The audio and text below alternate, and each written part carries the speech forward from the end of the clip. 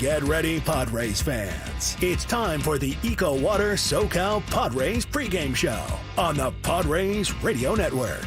Tatis hit third, 2 outs. Fernando takes off. He's going to steal home without a play. Coming up, we'll have a recap of the previous Padres game, a preview of today's starting pitching matchup, and our keys to the game. Plus, we'll hear from manager Mike Shildt. From the Padres Radio Network, here's Sam Levitt.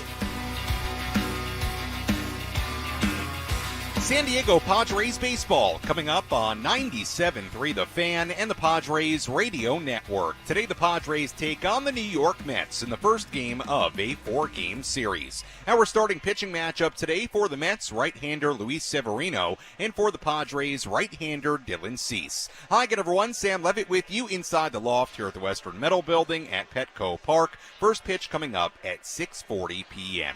Coming up in the next 50 minutes, you'll hear from Padres manager Mike Shildt. We'll hear from tonight's starting shortstop, Mason McCoy, making his first ever start in the major leagues. And in just a few minutes, we check in with Gwynn Jr. But first, let's set the table, brought to you by Fraser Farms Market. Set your table with the highest quality of natural and organic products from Fraser Farms Market, a San Diego original since 1971 with 3 locations, La Mesa, Vista, and Oceanside.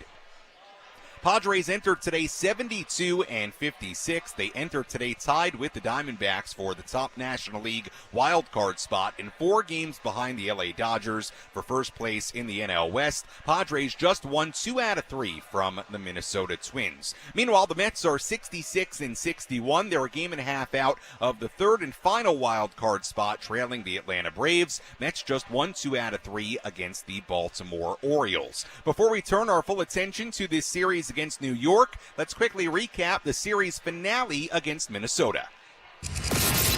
How did the Padres fare in their last game? Let's take a look back with our Padres Rewind. Presented by Hamul Casino. With thrilling slots and tables and all the best rewards, Hamul Casino has all the fun you're looking for. Hamul Casino, fun above all else. The Twins led just 1-0 going to the top of the 4th inning, and that's when the real trouble began for Matt Waldron. Waldron gave up a couple of 1-out singles. That set the table for Austin Martin. One pitch lined in the air down the left field side. Oh, that's a fair ball. Going to bounce and roll into the corner. Julian on his way home. He'll score. They're waving Vasquez. He's on his way. Wade's relay to the plate is not in time. 2-run double for Austin Martin. And the Twins now lead it 3-0. Willie Castro was next for Minnesota. Switch hitter batting left-handed. Swings at the first pitch. Sends it in the air. Peralta backing up. Going to play it off the wall. Trying to deke the runner, Martin, but he's going to try and score anyway. The throw will come into second base. An RBI double for Castro, and now 4-0 Twins. Then an infield single, RBI single from Royce Lewis made it 5-0. There were still 2 on base for Matt Wallner. 2-1. Wallner hits it in the air to deep right field. That one way back. Gonna go. Long 3-run homer for Matt Wallner. And it has gotten away from Matt Waldron here in the 4th inning. 8-0 Minnesota. It was a 7-run top of the 4th inning. Twins led 8-0. Waldron would give up 10 runs on 12 hits in just 4 innings and a third. There were some bright spots offensively. Donovan Solano pinch hit for Jurickson Profar in the 5th. Solano puts a charge into this one deep to left center field. Larnach back, gonna watch, gonna go! Pinch hit, home run, Donovan Solano. Now 7 for 13 as a pinch hitter this year, and the Padres are on the board. It was a 10-2 game in the 8th inning. Jackson Merrill got the Padres a little bit closer. Merrill sends one high and deep down the right field line. Will it stay fair? Yes, it will. A moonshot down the line and a 2-run home run. Number 18 for Merrill. A 2-run shot in the 8th, and now 10-4. A 10-4 game. Padres would go on to fall 11-4 yesterday against the Twins. Padres still won 2 out of 3 from Minnesota. The Padres come in again with a record of 72-56, and despite losing yesterday's game, the Padres still have won 9 out of their last 10 series. As we get ready for first pitch coming up at 6:40 on this Thursday evening, an absolutely gorgeous evening here in America's finest city. Let's go inside the Jerry Coleman Broadcast Center. Let's go inside the Padres broadcast booth for a deep dive on today's matchup from Tony Gwynn Jr. in our Padres game preview on the Padres Radio Network. Tony, let's start with a new face in the Padres lineup here today. That is Mason McCoy, who will make his first major league start playing shortstop. Quite a responsibility he has here today, thrown into a pennant race. He'll have Manny Machado to his right. He'll have Xander Bogaerts to his left at second base. Tony, if you were giving a piece of advice to Mason McCoy here tonight as he makes his first major league start in a pretty intense environment, what would that be? Be you. Do you. Is what I would tell him. Don't worry about, playing in a pennant race. I mean, it's a baseball game, a 9-inning game that you've been playing your entire life. Obviously, you're on the big stage. You've already kind of accomplished, you've already kind of felt it a little bit. You got your first knock out the way, so that's out of the way. And just go out and play. Have some fun. Try to help a team win a ball game. I think there's a lot that Mason can go out and just play his game. Yeah, absolutely. We'll see how Mason McCoy does for the Padres here today. Certainly will be interesting to see and fun to see Mason McCoy in a Padres uniform make the start. Let's talk about this starting pitching matchup a little bit, Tony. Dylan Cease on the mound for the Padres. Obviously, a handful of outings ago had the no-hitter. Has been pretty solid since then. He'll go up against a pretty good Mets lineup here today. What are the keys here tonight for Dylan Cease?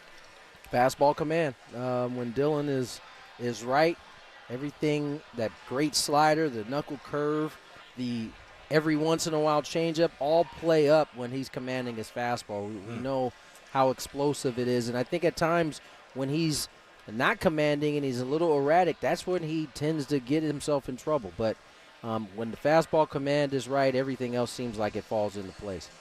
On the other side of this pitching matchup, right-hander Luis Severino on the mound for New York. He's coming off a really nice outing, Tony. He threw a complete game shutout his last time out against the Marlins, and he's somebody who uses the four-seam a lot, the sinker a lot as well. Offensively for the Padres here today against the guy who's had a good year in Severino. How do they get to Severino today? I think it's kind of you're going to wait and see. I mean, he's coming off, as you said, 9 innings of work. He's on regular days rest. How will if there's some effect from that? What will that look like come game time? And so, obviously, Severino's always been super talented. This is as many innings as he's thrown in quite a bit of time. So, I think for the Padres, you often hear me say this. It doesn't change for them. Their approach. The reason why this team is so good is that this approach works with everybody. It doesn't matter who or how talented the pitcher is, this offense can work because of the type of approach they have. I don't expect it to be any different tonight. Let me ask you a question that sort of falls in line with the Padres' approach, because one thing I'm going to dive into a little bit later is how this team continues to excel in really high leverage spots, and really it's been just a 180 from what they were in those kinds of spots a year ago. Tony, to you, what has been, I mean, we can read the numbers, but what has been the key approach-wise to the way they've excelled in those high-leverage situations offensively? I think, honestly, it's the ability to put the ball in play. It's not – this is not a team – this is one of the toughest teams to punch, although yesterday was a bit of an aberration for this ball team, this ball club. I think it's their ability to put it in play. And not only put it in play, they stay in the big part of the field. And when you do that, there's a lot of success to be had. And, the pull side homers, the opposite field, slug, that comes, almost by accident, right? You're a little bit out in front, you click a ball, you hit it out. You're a little bit tardy because your approach is up the middle, you hit it down the right field line. And I think we've seen a ton of that from the Padres this season. Tony, as always, appreciate the time. We'll talk to you and Jesse coming up at 6:30 as the Padres open up this 4-game set against the New York Mets. Thanks so much as always. No problem, Sam.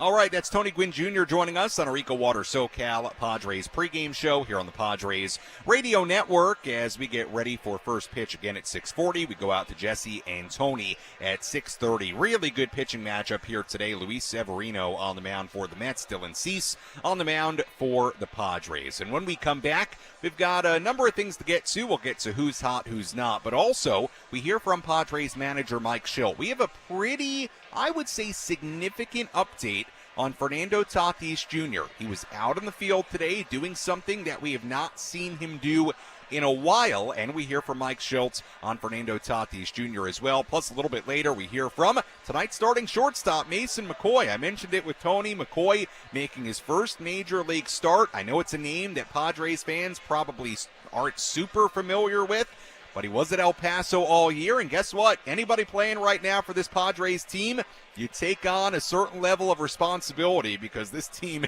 is playing really well, and they're trying to get to the postseason. So we'll hear from Mason McCoy a little bit later as well. Our keys to the game, a full breakdown of this pitching matchup between Dylan Cease and Luis Severino, and much, much more to come. First pitch coming up at 6:40 on the Padres Radio Network.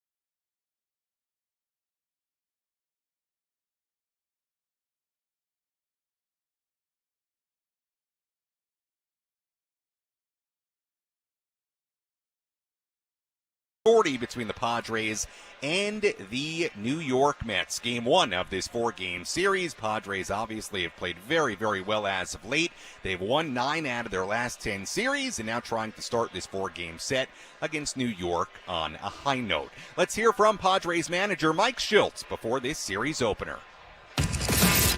Let's pull up a seat in the manager's office and hear from Padres manager Mike Shildt. Presented by Sinley Food. Spice up your culinary life. Before we hear from Mike Shildt, just a little update on what we saw today from Fernando Tatis Jr. I teased it right before we went to break. Well, Fernando, for the first time since he went on the IL, was on the field today, and he's been on the field quite a bit, throwing and just doing some very, very light activity. But something we haven't seen him do is run. And today, Fernando was running in the outfield. He was doing some sprinting, and I don't think it was at full speed. You'll hear Mike Shildt talk about it a little bit more in a second, but he was working on accelerating, then decelerating, and he was running pretty well. I mean, he was certainly not jogging. It was some sprinting in the outfield. Seems like a significant step for Fernando Tatis Jr. earlier today here at Petco Park as he works his way back from the IL, dealing with that right femoral stress reaction. Here was Mike Shildt on Fernando Tatis Jr., the latest on him, and much more.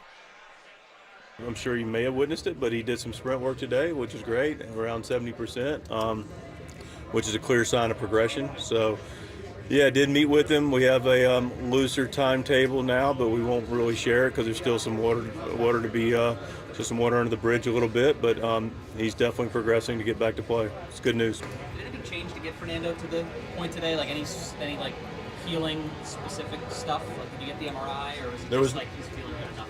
He's feeling good enough. I mean, it's 10 weeks. It'll be close to 10 weeks, in a short period of time. So it's been a while. So he's been healing, and there's probably going to be some more imaging take place just to create more understanding of the baseline. And again, I don't want to get into the medical space or the doctor space, but they clearly feel like there's been enough healing and rest to take place to allow him to progress to get his sprint work in and increase his baseball activities or get back to baseball activities. What does it mean to him to be kind of be able to take those steps for the first time in a little bit? Yeah, listen, he loves playing this game. He's chomping the bit to go compete with his buddies and be a part of what we're doing here. And, he was excited about, the fact we're ramping up baseball activities yesterday. And I'm pretty sure he's good to get out there and get a little sweat going. Given the standings right now, this series can swing things one way or another in a hurry. And this late in the season, how important can this 4-game set be over the course of a 162-game season? Every game of 162 is equally important as the other game. So, I'll continue to say this, and I'm probably going to ask more of these questions as the season progresses, and I'm going to give the similar answer that I feel strongly about, obviously, and that's really we're just going to take care of today. I think it's a real danger to look and start to think about big picture and all these other things, and we only have so much time and energy, and let's spend on taking care of our business today. Mike, with that many minor league games, will he definitely go on a minor league rehab assignment and get some swings down there before he comes back, or because I know you're battling that minor league clock too? Yeah, no, there'll be enough season for him to do it. I don't know that he will. I liked what we did with Bogey. We'll bring in some guys, or he'll go to Arizona and be able to be in a more structured environment where he can just get a lot of quality at bats consistently, and he can get his work in. And once that happens, I think he'll be about ready to go.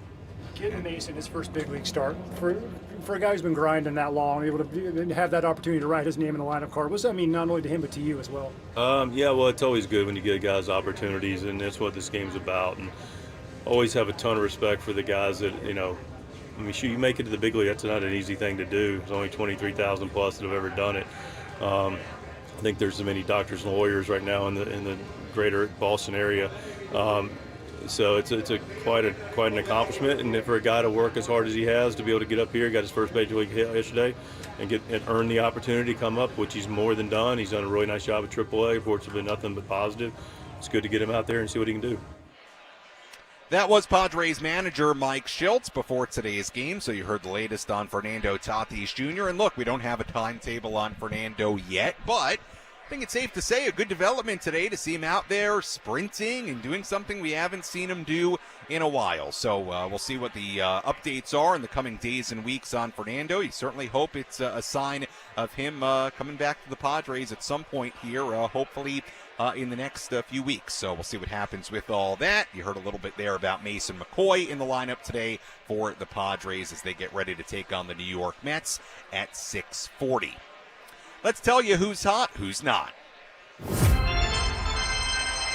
Which player is locked in at the dish? Who needs to kick things up another notch? This is Who's Hot, Who's Not on the Padres Radio Network.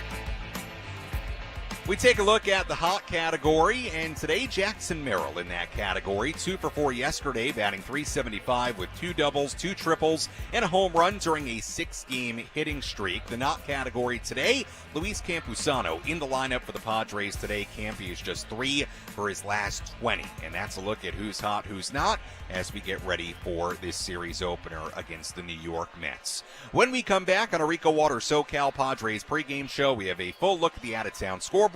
We'll give you our keys to the game, plus you'll hear from today's starting shortstop, the guy up from AAA El Paso, Mason McCoy. Much, much more to do as we walk you up towards first pitch here on a beautiful Thursday evening at Petco Park. Our pregame coverage continues after this.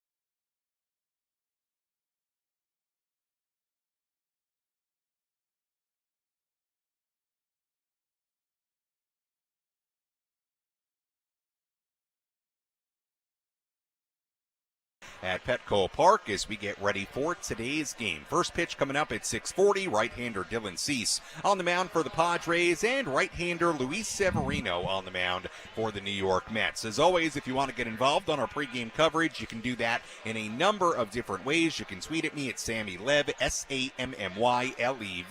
Instagram DM's open as well. Sammy Lev there too. Let me know, what is your key to today's game? May just read your key to the game coming up a little bit later on in our pregame coverage. Well, after taking 2 of 3 in Baltimore, well, I should say against Baltimore earlier this week, a couple of dramatic walk-off home runs for the Mets. The Mets beginning really what is a critical stretch for them against the Padres and the Diamondbacks, 2 teams leading the NL wild card along with Atlanta. They currently hold the 3rd and final wild card spot in the National League, and the Mets are going to play 4 against The Padres 3 against the Diamondbacks. It's a 10-game trip that ends with 3 games against the White Sox. So it's a really important road trip for the Mets. And as far as the Padres, they'll play 4 against the Mets Thursday, Friday, Saturday, and Sunday. And then the Padres head to St. Louis for the start of a road trip on Monday. So an important series, I would say more so for the Mets, who are really battling for that last wild card spot on the outside looking in. But the Mets also have an opportunity, if they were to have, let's say, a great weekend here in San Diego, to pick up a lot of ground against the Padres. So, look, anytime you play any of these teams right now, the D-backs, the Braves, who they won't play again, but let's say they had to play Arizona, who they won't play again, whomever's around you, whether it's the Padres or any other team in any kind of pennant race right now, the games are important. It's that time of year. Big series here coming up against the Mets. Let's update you on the injury report for the Padres and the Mets. Who's in? Who's out? This is the Bada Fulkerson Injury Report, presented by San Diego's Bulldog Injury Attorneys, who hope you're never in an accident. But if you are, make Bada Fulkerson the first call you make. Hit him up 24/7 at badafulkerson.com. No real major injury news to report for the Padres today as far as something impacting today's game or this series right now. We told you about Fernando Tatis Jr., the update on him from Mike Shildt earlier today, with Fernando doing running in the outfield, some sprinting in the outfield earlier today. Of course, the most major situation right now for the Padres is the fact that a couple of days ago they had to put Ha-Seong Kim on the IL with a shoulder injury. That's why the 29-year-old rookie Mason McCoy, who picked up his first career hit yesterday, that's why he's playing and starting here today. Tyler Wade started 3 straight at shortstop since Kim got injured. Now today it's McCoy, so that's the major injury news last few days for the Padres. Ha-Seong Kim on the 10-day IL, and we'll see when exactly he comes off. It certainly sounded like it would not be a very serious situation for Ha-Seong. And that's a look at our injury report on this Thursday as the Padres get ready to take on the Mets. Let's take a full look at the out-of-town scoreboard. Let's take a trip around the Bigs and tell you about the scores you need to know in our out-of-town scoreboard. Presented by Jensen Meat, where great taste meets integrity. We take a look at scores from around the major leagues. A's beat the Rays 3-1 in Oakland earlier today. Cubs 10 and the Tigers 2 in Chicago earlier. Miguel Amaya, a grand slam in that game for the Cubs. Cardinals 3 and the Brewers nothing in St. Louis earlier today. Nationals beat the Rockies 8-3 in D.C. Yankees beat the Guardians 6-0 in New York. Giancarlo Stanton, a 3-run home run in that game. Aaron Judge, also a home run in that game. I believe that was number 48 for Judge. Let me double check that. It was 48, wasn't it? Yep, number 48 already this season for Aaron Judge. Games going on right now. Pirates 7, Reds nothing in Pittsburgh, 9th inning there. Blue Jays 5, Angels nothing in Toronto in the 8th inning. The Astros lead the Orioles 6-0 in Baltimore in the 7th inning. Braves 3, Phillies 2 in Atlanta in the 8th inning. And that's it aside from this game. No other games yet to begin aside from this one in San Diego. And that is a full look at the out-of-town scoreboard on this Thursday across the major leagues.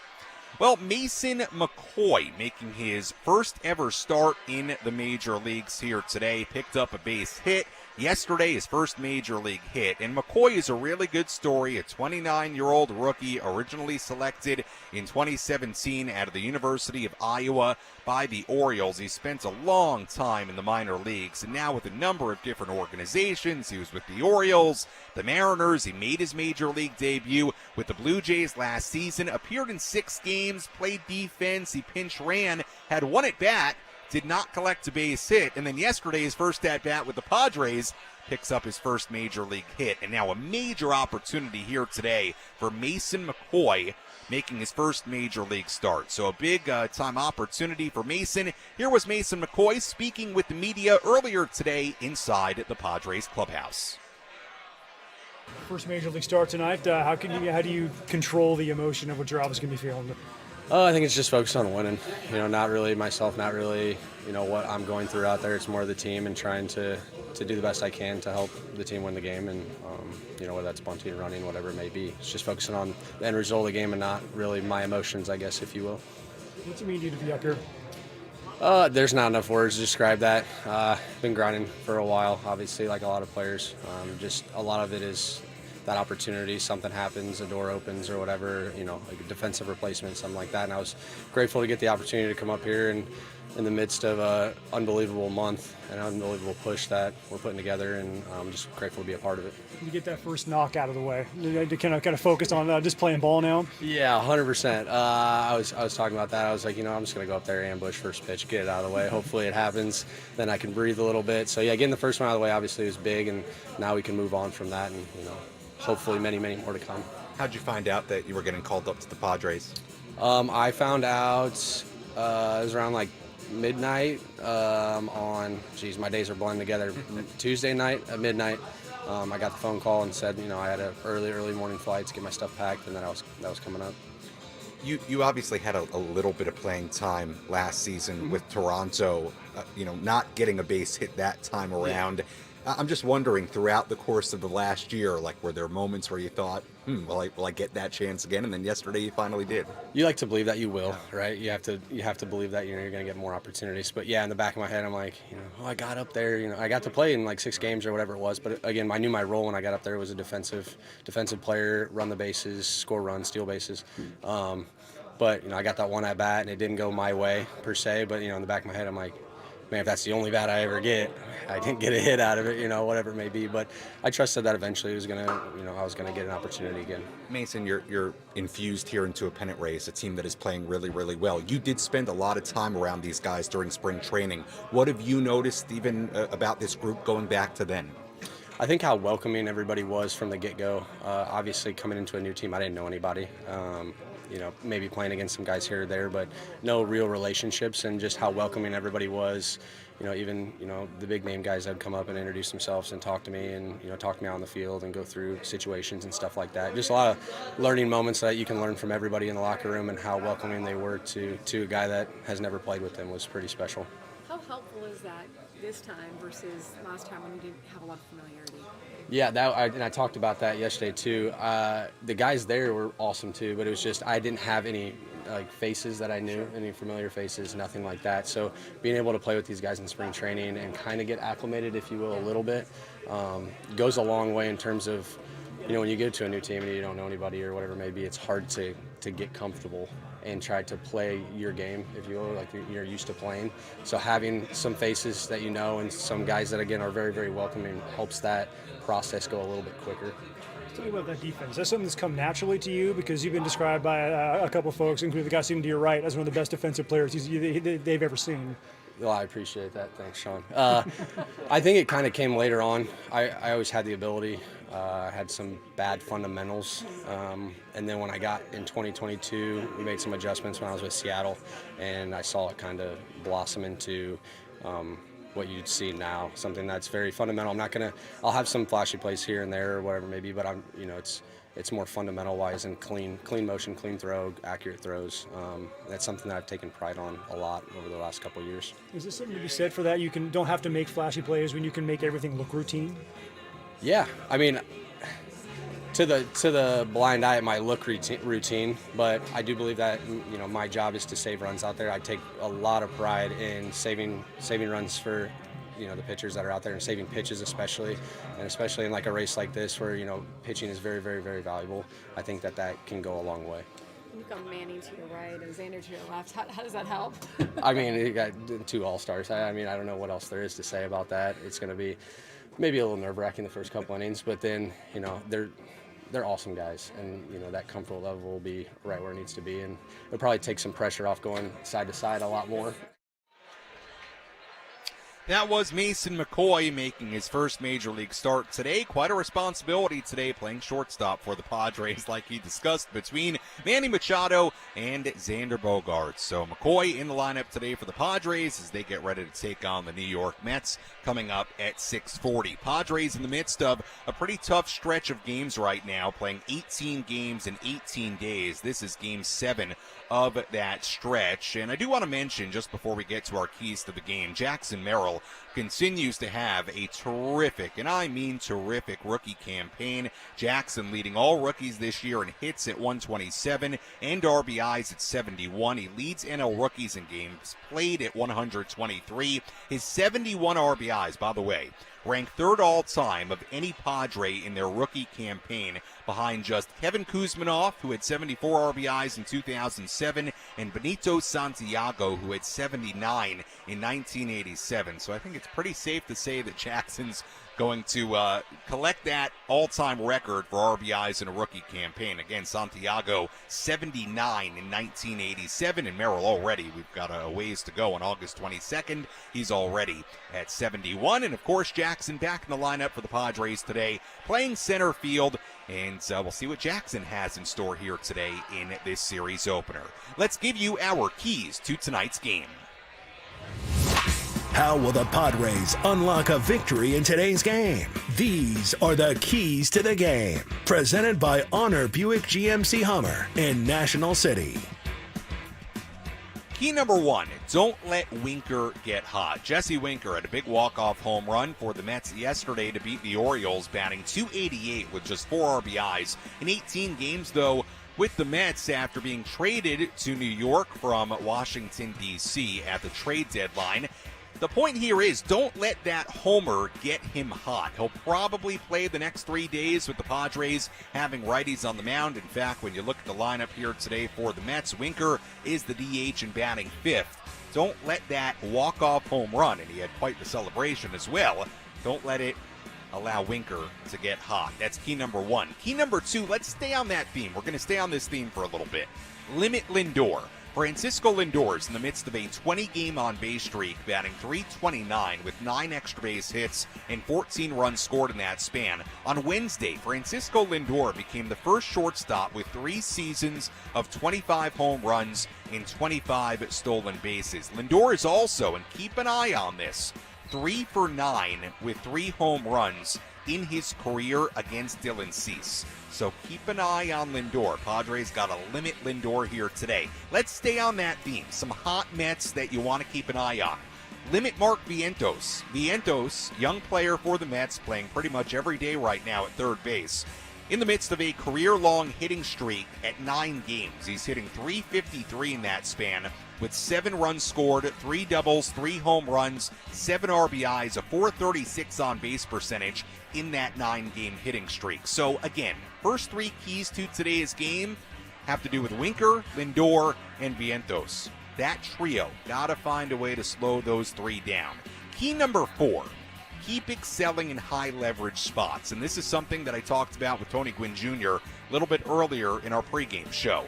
The Padres are hitting .300 with a major league best 32 home runs in quote-unquote high-leverage situations this year.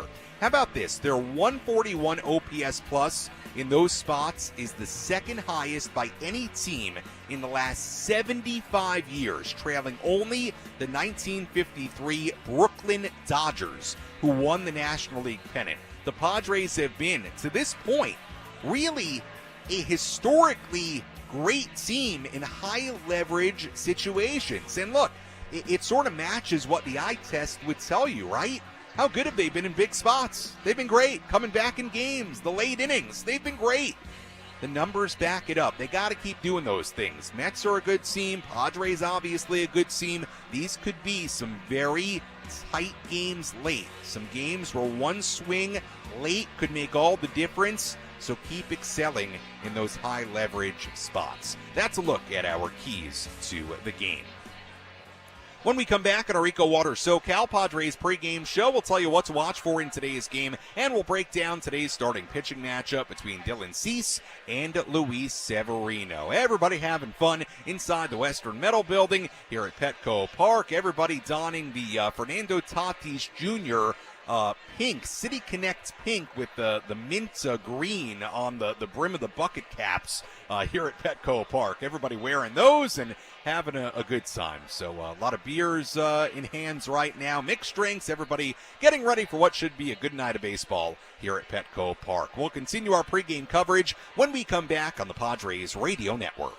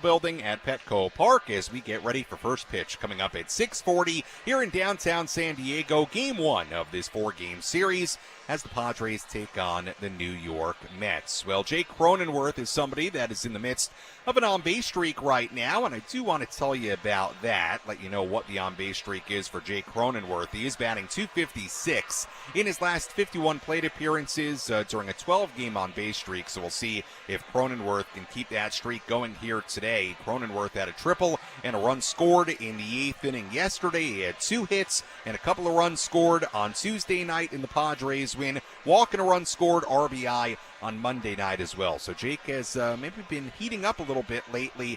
A few hits in the last 2 games. And, of course, Jake is back in the lineup today for the Padres, playing first base and batting third. Let's tell you what to watch for in tonight's game.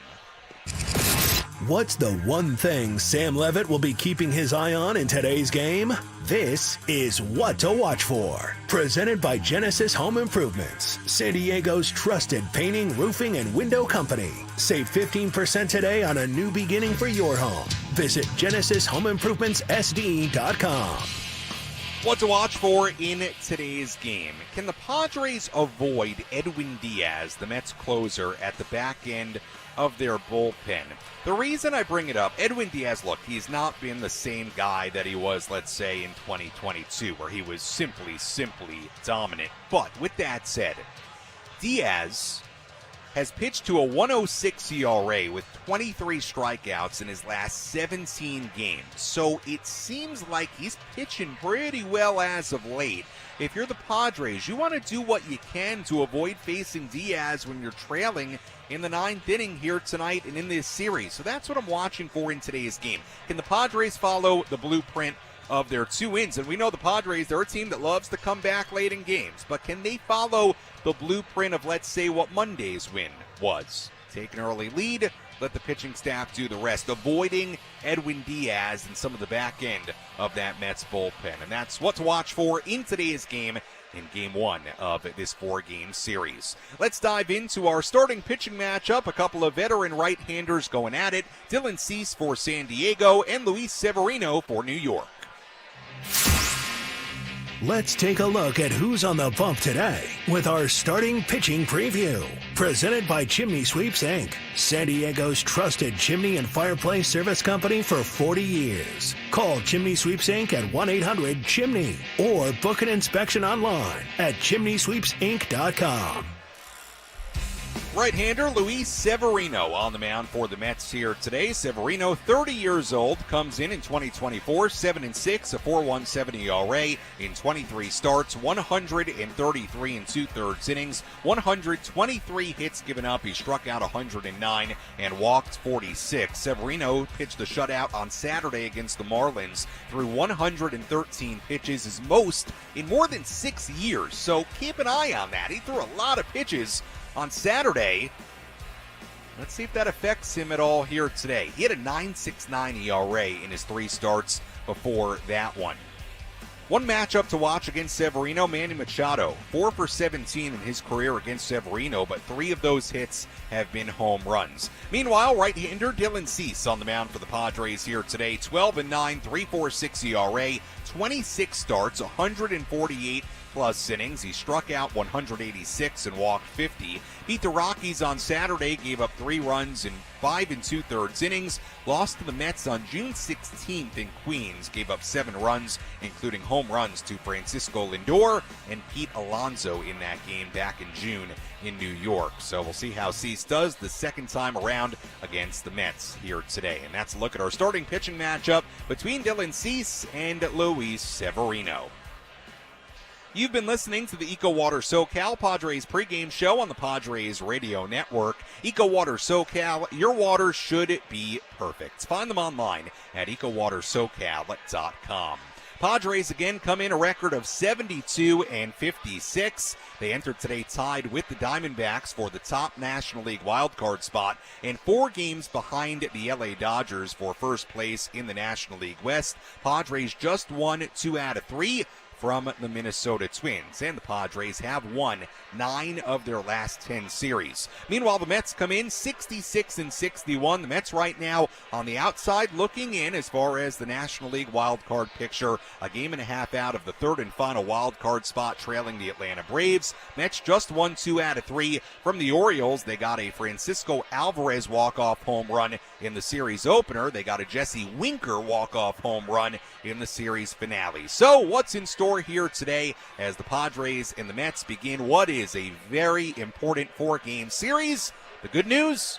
We're going to find out. When we come back, Jesse Agler, Tony Gwynn Jr. have the full starting lineups, first pitch, and then all the play-by-play. I'll talk to you on our post-game show here at Petco Park on the Padres Radio Network. Enjoy the game, everybody.